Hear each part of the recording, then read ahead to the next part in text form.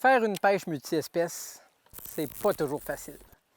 On se fait souvent poser des questions à ce sujet, puis je vais essayer de vous faire un petit topo pour vous rendre ça le plus simple possible. Premièrement, je vous conseille d'essayer de cibler votre espèce de poisson favori en partant.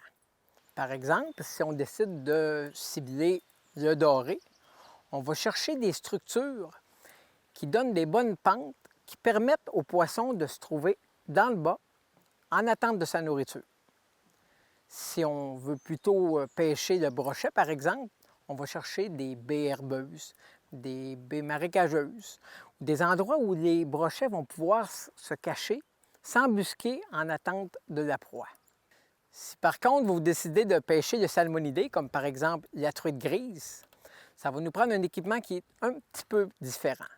Comme par exemple, ça va nous prendre des downriggers, des lignes plombées, qui vont nous permettre d'aller en profondeur pour aller chercher des baisses de température. Parce que le poisson, comme la truite grise, préfère l'eau très froide. Donc, on va rechercher des fosses dans nos lacs, des endroits beaucoup plus profonds. Si vous avez des enfants, l'espèce à viser, la perche chaude. On la retrouve en grande quantité. Elle est facile à pêcher et elle donne de très bonnes sensations au bout de la ligne dont les enfants vont adorer. En terminant, je me trouve sur un quai. Les quais sont des structures à vraiment ne pas négliger lorsque l'on pêche. Pourquoi?